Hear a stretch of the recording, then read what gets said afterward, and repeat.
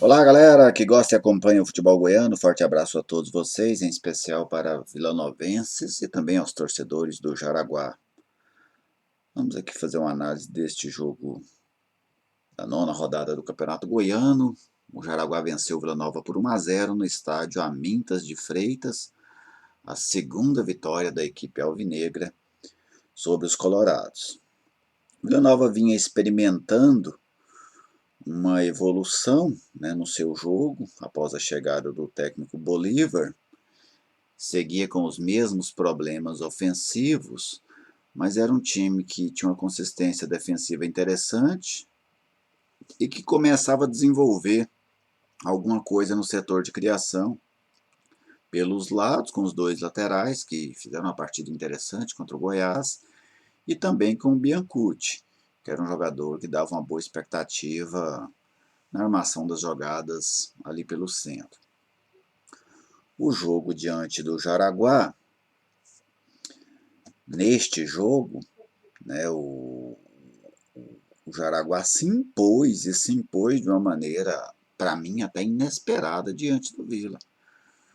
O Jaraguá quis o jogo o tempo inteiro, foi um time superior ao Vila no primeiro e no segundo tempo. Se a gente pegar pela atuação do goleiro Fabrício, ele evitou que o Vila fosse goleado. Este é o ponto. O Jaraguá criou para vencer por muito mais que 1-0. O Jaraguá poderia ter feito 3, 4-0, devido ao número de oportunidades que teve. Isso, evidentemente, faz com que a gente classifique que a partida do Vila não foi boa. Primeiro, o Vila perdeu o que vinha tendo de bom, que era o setor defensivo. O Vila não conseguiu marcar o Jaraguá. O Jaraguá fazia transições rápidas quando roubava a bola, mas também conseguia criar em cima da defesa do Vila quando a defesa do Vila estava postada. No segundo tempo, pelo lado direito do ataque do Jaraguá, o Bessa ganhou praticamente todas do Mário Henrique. O Mário Henrique é uma partida fraquíssima. O miolo da zaga do Vila dando muito espaço. O gol do Jaraguá mesmo foi uma falha, e uma falha pesada para um sistema defensivo, porque a bola vem rasteira e o jogador aparece entre os dois zagueiros. Ali bastava um bom posicionamento do zagueiro do primeiro pau que ele cortava a bola, mas isso não houve. Então o Vila perdeu o que vinha conquistando de bom, que era este bom desempenho defensivo. E ofensivamente, o Vila apresentou os mesmos problemas. Primeiro, os jogadores de frente não entregaram nada, e normalmente eles não têm entregado. Uma partida fraquíssima do trio, e dessa vez nem o Nando estava lá. O Nando, que é muito criticado, inclusive por mim. Thales não foi bem, Lucas Silva parou de jogar umas 5 ou 6 rodadas, e o Salinas, não, isso não vamos nem considerar esse jogo de ontem, porque não fez absolutamente nada. Então o ataque do Vila, ele é um ataque que não transmite nenhuma confiança. O torcedor, ontem, lá no Esporte em Debate da Rádio Bandeirantes, o Thiago me perguntou, e eu também citei isso aqui no vídeo do pré-jogo. O Vila é favorito contra o Jaraguá? Não tem como o Vila ser favorito. Porque o favoritismo é você acreditar que alguém vai ganhar um jogo. Tem mais probabilidade de ganhar o jogo do que o outro. E para ganhar jogo você tem que fazer gols.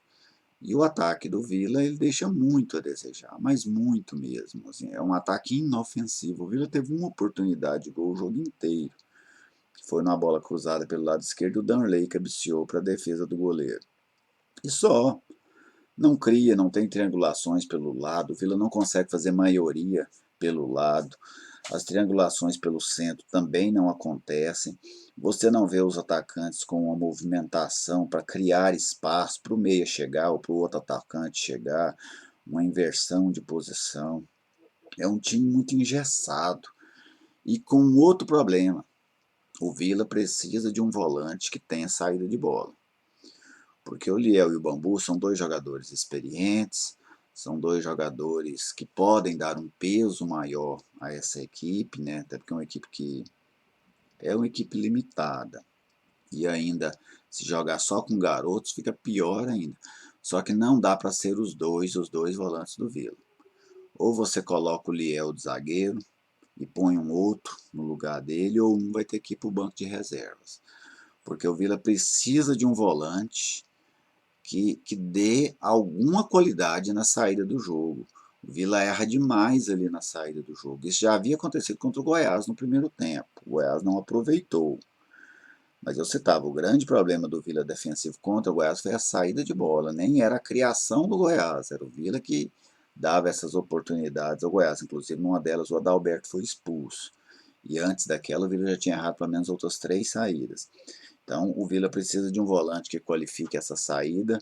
Estes dois laterais é preciso ver, porque contra o Goiás eles foram bem, mas o Christian predomina jogos ruins dele nessa temporada. O Mário Henrique vem tendo oportunidades como titular agora, mas ontem deixou demais a desejar. O Mário Henrique foi uma avenida que o Jaraguá explorou demais, inclusive, no segundo tempo. Então, o jogo do Vila Nova em Jaraguá foi um jogo muito preocupante. O time agora tem outros 3 jogos, está fora da zona de classificação, não deve ficar muito distante, né, após a conclusão dessa rodada, tem outros 3 jogos hoje. Porque você tem aí um encontro entre o Goiânia e o Atlético, só seria desastroso para o Vila se o Goiânia vencesse o Atlético, porque o Goiânia ultrapassaria o Vila Nova. Você tem Craque e Anapolina, o jogo lá em Ipameri, em que o Craque poderia se distanciar do Vila Nova. E você tem o outro jogo, Anápolis e Goianésia. Para o Vila seria pior uma vitória do Anápolis. Então o Vila pode se complicar, mas ainda assim vai estar ali próximo desse grupo de classificação. Mas também segue muito próximo da zona do rebaixamento, inclusive com risco de entrar na zona do rebaixamento nesta rodada. Então o Bolívar vai ter uma semana de muita pressão para fazer com que essa equipe volte a funcionar, pelo menos o sistema defensivo. Ele já tinha conseguido fazer com que funcionasse, o Ariel também em alguns jogos tinha funcionado o sistema defensivo. Agora, ofensivamente, eu acho muito difícil o Vila melhorar o seu desempenho sem novas peças.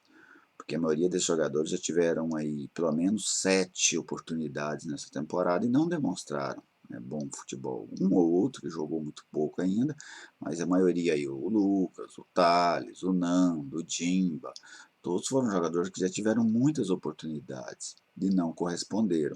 O Thales até começou bem naquele clássico contra o Goiás, fez uma partida interessante nos 2 clássicos contra o Goiás. Só que o Vila está tendo um comportamento de time do interior.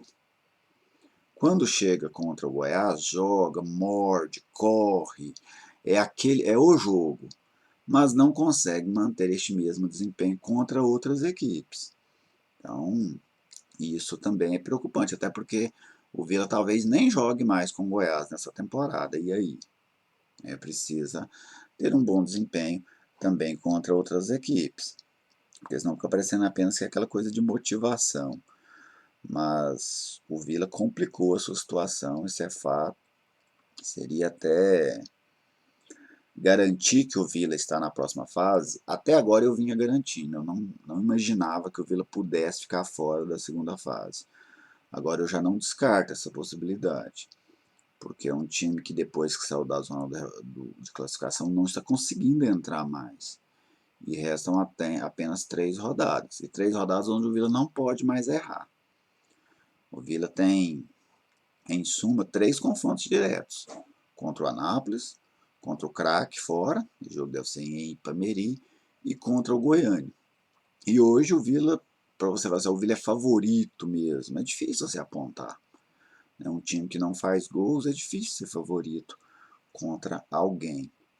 Mas o time tem uma situação preocupante e um ponto é certo. Se quiser subir para a Série B, o Vila vai ter que fazer contratações. E contratações acima das que foram feitas até agora. porque se contratar no mesmo nível do que contratou até agora, o Vila só não vai subir, como tem uma tendência grande de brigar apenas contra o rebaixamento na Série C do Campeonato Brasileiro do ano que vem, deste ano, né, aliás, agora do segundo semestre. Vamos ao outro lado, né, até para não ficar parecendo esses comentaristas de programas nacionais. O Jaraguá me surpreendeu o poder de recuperação da equipe. Foi um time organizado, muito corajoso, pecou apenas nas finalizações, mas uma equipe que conseguiu criar, uma equipe que teve uma desenvoltura de jogo, jogou pelos lados, jogou pelo centro, conseguiu fazer bons contra-ataques quando recuperava a bola, conseguiu criar mesmo quando o Vila estava posicionado se defendendo. O Jaraguá vai terminar essa primeira fase provavelmente ali naquelas primeiras colocações. Acredito que entre os três, talvez, tem grandes possibilidades de concluir entre os três.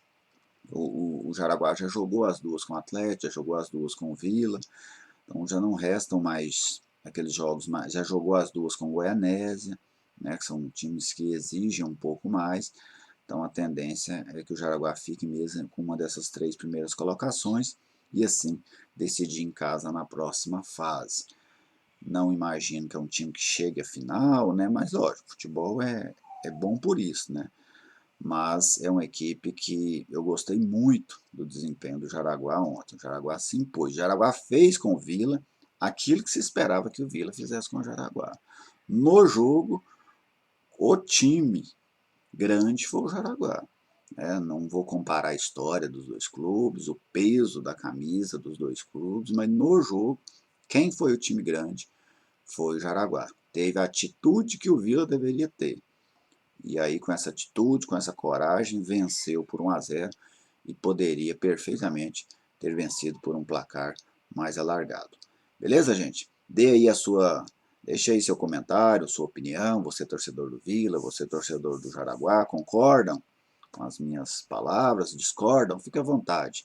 Façam isso porque esse aqui é um espaço para debater o futebol goiano.